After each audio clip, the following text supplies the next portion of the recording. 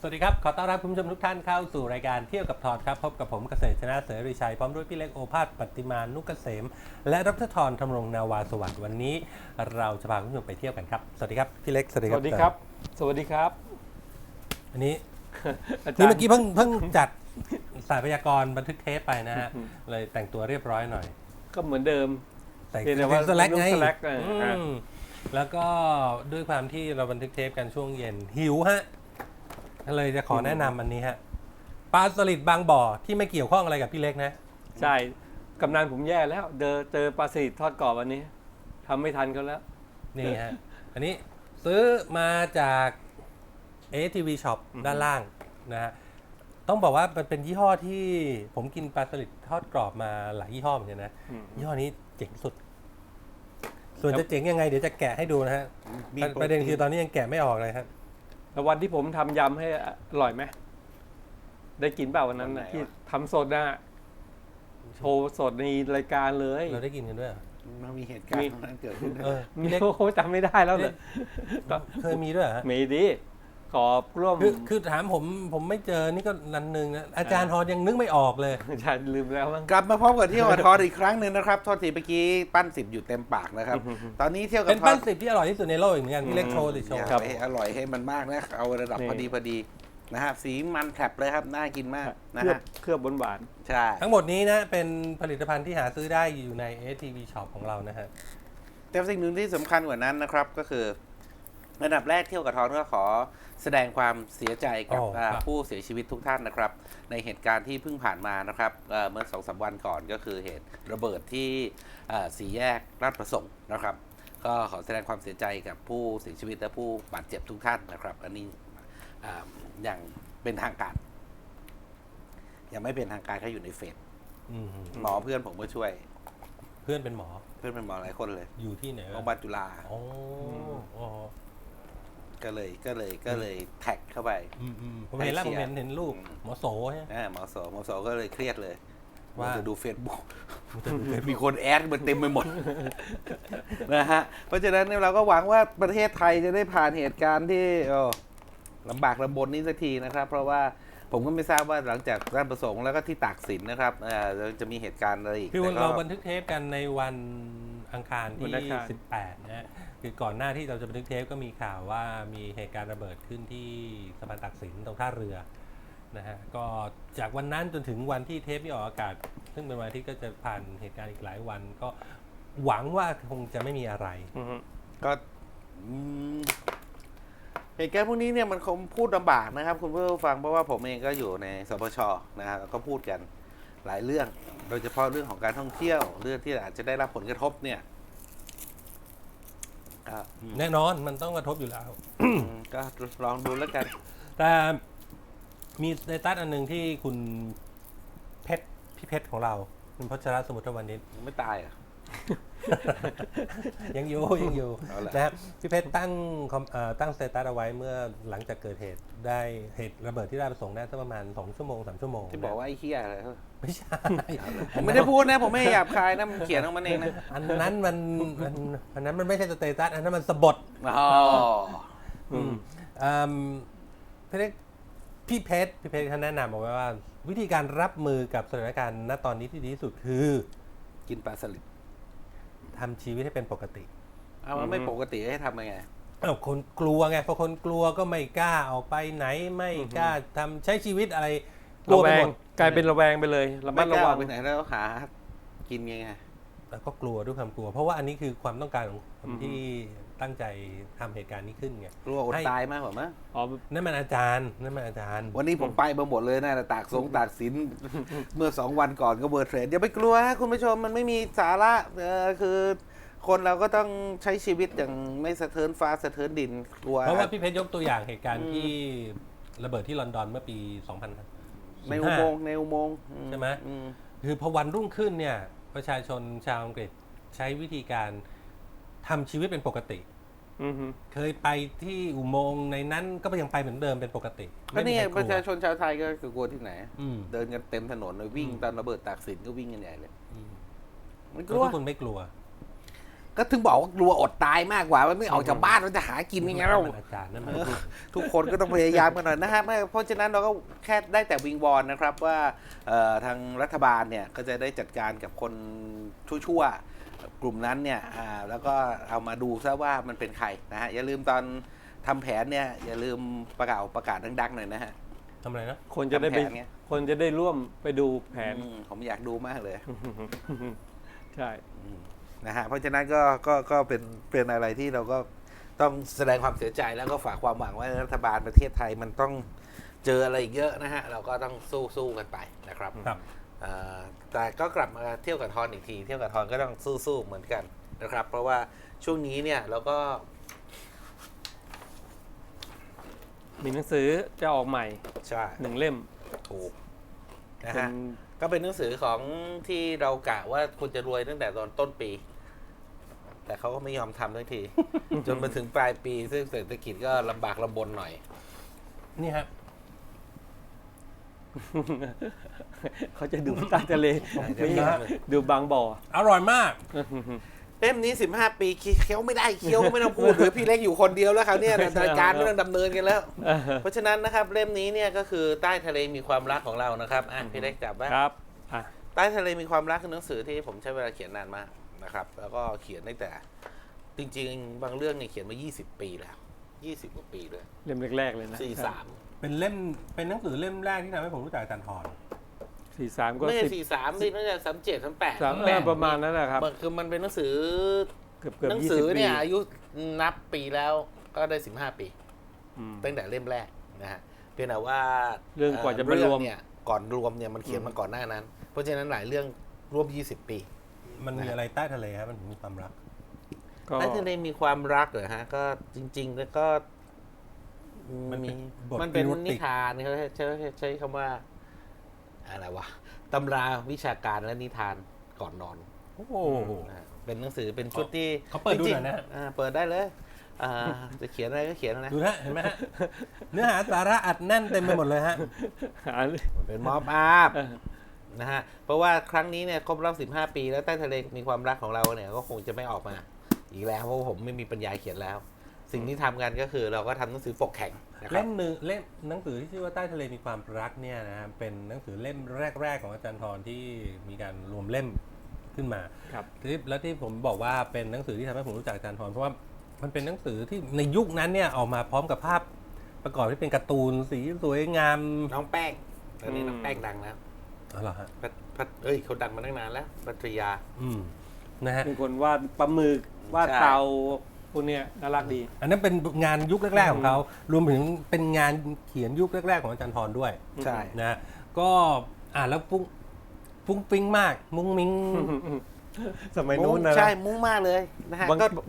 เฮ้ยคนรู้จักเยอะมาก บางเรื่อง ใต้ทะล น้ำตาตกเลยนะสง น้ำ สา ตาร ตกร้องไห้กันระห่ม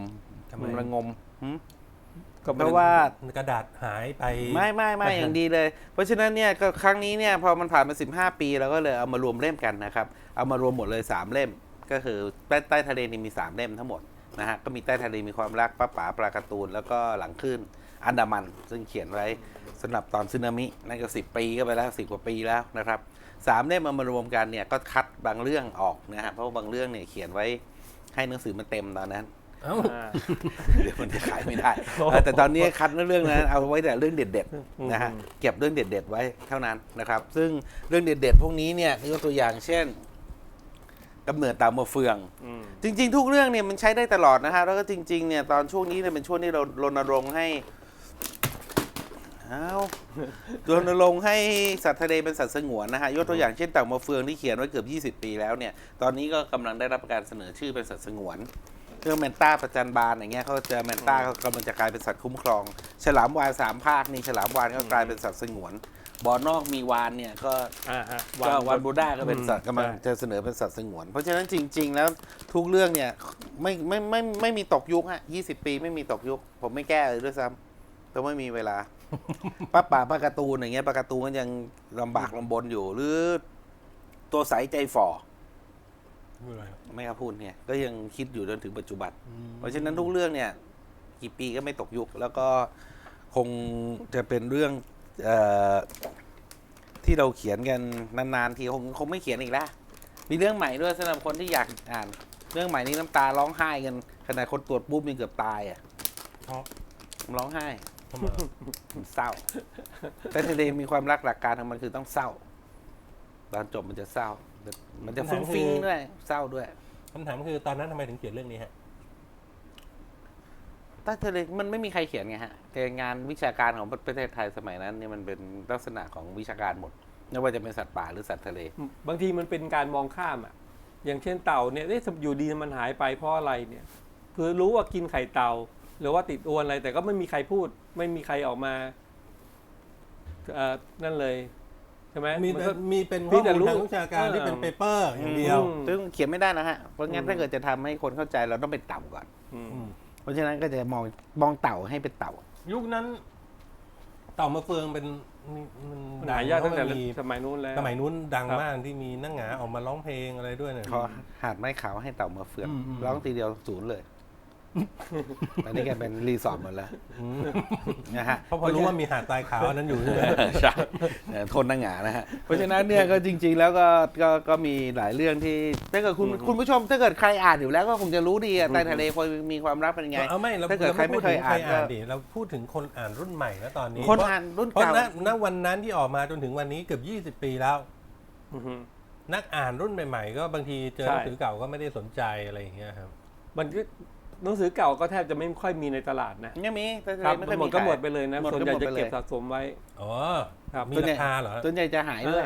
แล้วมันมีราคาไหมของเก่าอย่างนั้น มีเพราะคนถามถึงเล่มแรกมีเยอะมากเลย ซื้อต่อผมไหม ไม่เพราะมันหมดอายุขาย กระดาษหลุดออกมา อย่างนั้นใช่ไหม หรือมันก็โดนเยิ้ม เก็บอย่างดีเพราะว่าตั้งแต่ได้มาผมไม่เคยเปิดเลยฮะ นั่นน่ะมันคนละอย่างกันอันนี้เขาออกแบบ เพราะฉะนั้นครั้งนี้เนี่ยเราทำเป็น limited edition รวม แปลว่าอะไรฮะ แปลว่าทำอะไรให้มันดูดีแล้วราขายได้ราคาแพงขึ้น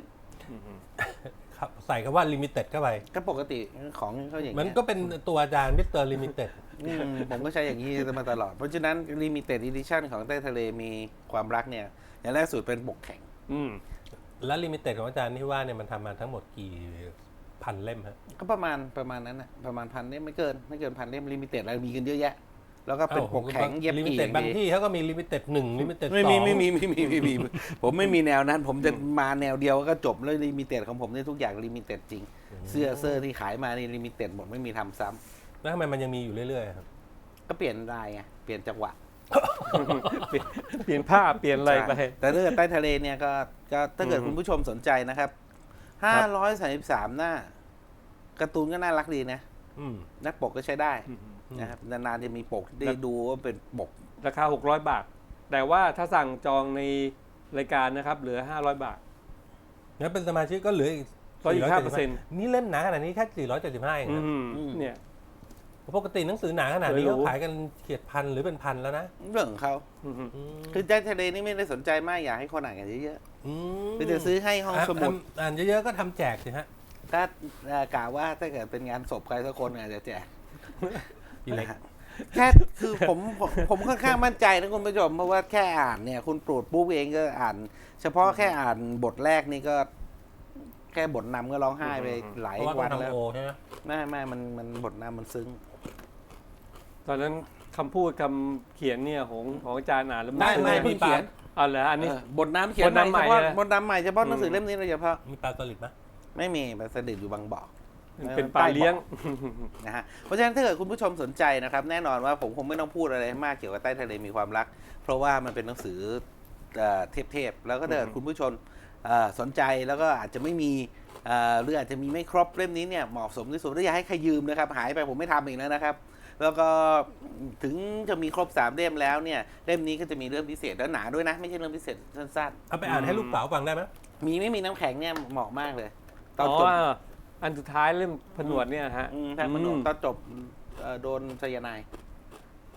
หมีขาวเนี่ยนะ คน อ๋อคน โดนอะไรนะ เนี่ยต้องอ่านซะหน่อยแล้ โด วน ระเบิดที่เทียนจิน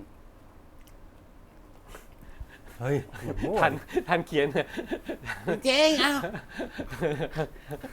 หนีไม่มีน้ำแข็งหนีมันก็ต้องอยู่ขั้วโลกเนี่ย มันดำเนินเรื่องควบคู่เลยอันนี้ดำเนินแบบผมใต้ทะเลความรักไม่มีแบบเป๊ะๆฮะดราม่าทุกเรื่อง ดราม่ายิ่งชอบดราม่านี่ยิ่งมากันคู่ ผมตอนสมัยนั้นผมจะเขียนเรื่องคู่ขนานกันตลอด ยังไง คนด้านหนึ่งหมีด้านหนึ่ง อืม แล้วก็จะตีคู่กันหมีก็จะเป็น อ๋อเป็นพล็อตที่ทำในหนึ่งเรื่องมีสองพล็อตอยู่ในนั้น อ่า แล้วไปประจวบเหมาะกันเจอกันตอนท้ายอะไรอย่าง ไม่ เงี้ย มี เดิน เราเจอกันเจอในสวรรค์ เพราะว่าหมีก็ตายคนก็ตายอยากอ่านแล้ว ต้องอ่านอันนี้ต้องอ่าน คือจะบอกไงคือวิธีการของอาจารย์ทรเนี่ยถ้าคนเป็นแฟนก็ติดตามกันมาตลอดแต่ถ้าคนที่ไม่ใช่แฟนก็คงจะไม่ได้เหลียวแลเลยนะครับ อือฮึ เพราะวิธีการพรีเซนต์อะไรมันดูเหมือนกับว่าท่านเจ๋งเหลือเกินเลยประมาณเนี้ย แปลว่าอะไรเจ๋งเรื่องเจ๋งไม่เจ๋งก็ไม่มีใครแต่งตามได้สักคน แต่ทะเลมีความรักในแนวนี้ไม่มีใครเขียนแนวนี้ได้เลย ก็ก็อาจารย์เป็นสเปเชียลทางด้านนี้จะให้ ไม่ ใคร เกี่ยว า ไม่ต้องใช้ความรู้อะไรมากมายแต่ทะเลมันใช้จิตใจเขาเรียกว่า in the mood เราไปอ่านกันเถอะถ้าเกิดคุณผู้ชมซื้อมาแล้วเคยเป็นแฟนได้ทะเล ผมก็ยอมบอกเลยว่า ไม่เกิน1,000 เล่มแล้วก็15 วัน กินไม่ได้ 15 วันนะฮะไม่ใช่15 วันเลยมั่วไปเลย30 วันเราจองได้ถึงเมื่อไหร่เนี่ย ถึงเล่มนี้นะครับ เริ่มจองได้ตั้งแต่วันนี้นะครับ จนถึง 15 กันยายนนะครับ ในราคา 600 เหลือ 500 บาท ถ้าเป็นสมาชิกเหลือ 475 บาทนะครับติดต่อได้ทาง Facebook หรือ LINE บ้านพระอาทิตย์จะโทรมาที่ 082-782-8353 เหมือนเดิมนะครับ สั่งจองได้เลย แล้วก็จะมีอีกที่งานที่จามจุรีสแควร์ก็จะมีไปออกบูธที่นู่นนะครับ ไปสั่งจองได้ที่นู่นเหมือนกัน เมื่อไหร่ละฮะ เมื่อวันที่ 28 สิงหาถึงวันที่ 4 กันยายน 28 สิงหาถึง 4 กันยายนนะครับ พี่บูธ ที่บูธจตุรัสจามจุรีสแควร์ ทำไม ใครเคยซื้อเรื่อง สามย่าน ในนี้เนี่ยมันเคยเอาไปทำการ์ตูน2 เรื่อง ประตูอะไร ก็การ์ตูนที่มีหลายคนซื้อนะอยากอ่านกันต่อเขาเข้าไปเล่าให้ลูกฟังแล้วเขาชอบมากเลย มีเรื่องหมึกช่วยชีวิตหมึกกระดองกับกำเนิดเต่ามาเฟือง แต่จริงๆแล้วผมไม่ทำอีกแล้วไงขี้เกียจเพราะฉะนั้นที่เหลือเนี่ย การ์ตูนที่ว่านี่คือทำแอนิเมชันเหรอ มีทั้งอีบุ๊กมีทั้งเป็นการ์ตูนเป็นเล่มๆไงน้องคนดีก็เคยอ่านแล้วมั้งนั่นน่ะแล้วก็มีคนอยากได้อีกเยอะเลยแต่ไม่ทำละเพราะฉะนั้นเนี่ยที่เหลือเนี่ยก็จะอีกปึกหนึ่งที่แนวเดียวกันอ่านให้ลูกฟังได้ ยังมีไม่มีน้ำแข็งเนี่ยจริง ๆ เขียนมาเพื่อที่จะมาทำไอ้นี่ต่อท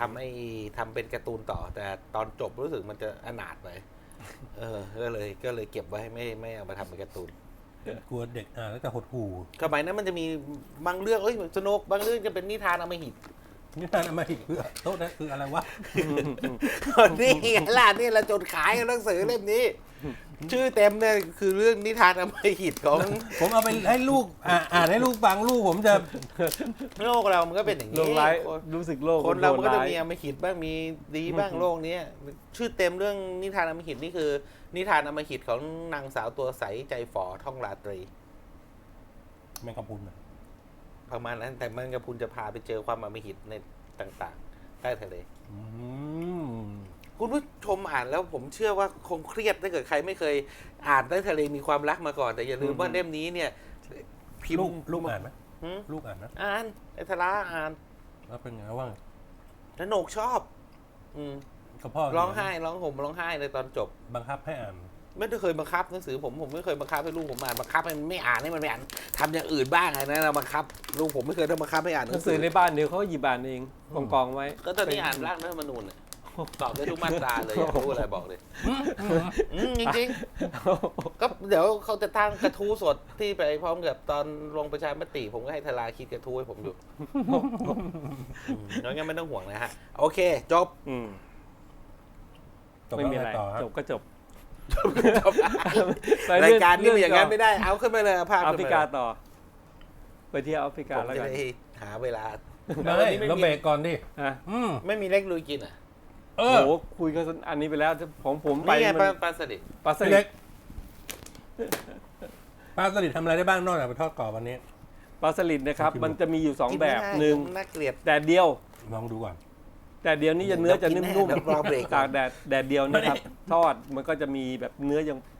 นั่นยัง แล้วถ้าเกิดมีหนอนโผล่หัวออกมาทำไง สมวนเขาเรียกสมวนจาน สมวนเลย สมวนแบบอีกอันหนึ่งก็คือแบบแห้งหลายแดดทอดมันก็จะกรอบส่วนใหญ่จะกรอบแบบนี้ ไอ้นี่คือใช้ DDT อ่ะฮะอืม ใช้ ไปอบไปอะไรเปล่า จนเดี๋ยวนี้เขาใช้โรงเรือนอบแล้ว ไม่ได้มาตากแดดแบบสมัยก่อน เพราะว่าแมงวันอะไรมันจะตอม นี่เขาจะมีโรงเรือน อ๋อ อบให้มันแห้ แล้ว ง แมงวันมันไม่มีเชื้อโรคเหรอตอนมันตอมอ่ะ โอ้ยอย่าไปคิดมากครับแมงวันบางถ้ามันไม่ไปตอมที่อื่นนะมันตอมแต่ปลาก็ไม่เป็นไร อ้าวก็มันเราไม่รู้นี่มันบินไปไหนมา มันไม่บอกเนี่ยฮะ ใครจะไปตามมันได้ ไอ้ที่น่ากลัวคือไอ้นั่นนะมากกว่ากะปิที่เรากินอยู่เนี่ยกะปินี่เวลาตากเนี่ยโหแมงวันเยอะมาก ส่วนใหญ่ผมจะเวลานั้นผมจะไปห่อใบตองแล้วก็เผาซะหน่อยให้มันสุก กะปิเนี่ยนะ กะปิแต่ก็ไม่เป็นไรหรอกครับ เพราะว่ามันเป็นโปรตีน พูดถึงกะปิพูดถึง พูด สม พู ว ด น ถึงนอนแมงวัน อืม อือฮึ แต่ว่าความเค็มมันค่อนข้างเยอะนะครับ เนี่ยเค็มเหมือนกัน อือฮึแต่เดี๋ยวนี้สะอาดแล้วเขามีโรงเรือนอบ อืม ทันสมัย ปลอดภัย โอเคทำอะไรอร่อย ไม่มีอะไรนอกจากทอดอย่างเดียวครับ ทอดแล้วยำทอดเค็มอย่างเงี้ยครับส่วนใหญ่ปลาสลิด ยำพี่เล็กทำไงฮะ ยำก็ทอดกรอบนะครับ แล้วก็แต่ว่าเตรียมน้ำยำก็มีมะนาวน้ำปลา อืม บางคนชอบหวานนิดนึงก็ใส่น้ำตาลปี๊บน้ำตาลปึกก็ได้มาละลายก่อน อืม นะครับ ให้ออกหวานนิดๆอย่าหวานมากก็มันก็ไม่ใช่ยำแบบปกตินะครับ ก็จะมีน้ำปลามะนาว อืม ส่วนผักก็อาจจะใส่ขึ้นช่ายซอยลงไป แล้วก็ต้นหอม หอมหัวใหญ่ หอมหัวใหญ่คนนี้ฮะหอมแดงเอามาคลุกแล้วก็พริกขี้หนูซอย แล้วก็คลุกเคล้า นี่ผมนึกภาพตามแล้วผมก็กินปลาสลิดตามไปด้วย อือหืออันนั้นก็เรียกว่ายำปลาสลิดซึ่ง ใส่ถั่วด้วยใส่ถั่ว ใส่ถั่วด้วยก็ได้ อันนั้นเป็นกับแก้ม เมื่อไหร่จะเบรกเอางี้เนี่ยข้องใจว่าเมื่อไหร่จะเบรก อยากกินเลยเนี่ย เอ้ยช่างภาพเหลือกี่นาที เบรกแล้วฮะ เบรกนี่ใช่ไหมหมด พัก เว สัก ลา ครู่ แล้ว ฮะช่วงหน้ากลับมา เราจะพาคุณผู้ชมไปเที่ยวกับหนังสือเล่มนี้ฮะบนเส้นทางแห่งสิงโตบุปผาและปลาวานเซาท์แอฟริกามาชื่อมันยาวอย่างนี้เนี่ย ก็เหมือนนิทานอมฤตของนางสาวตัว สายใจฟองไงล่ะ จะพาไปที่แอฟริกาคราวที่แล้วเราพาไปแวบๆนะฮะได้เห็นที่พักได้เห็นอะไรแล้ว เดี๋ยวไปดูกันว่า รอบนี้จะไปเจอตัวอะไรกันอีก เช่น สิงโตกิน แบดเจ็ตฮันนี่แบดเจ็ต อร่อยหรือเปล่า เดี๋ยวดิต้อง นะฮะ ดู พักสักครู่ช่วงหน้ากลับมาเที่ยวกับพอร์ตครับ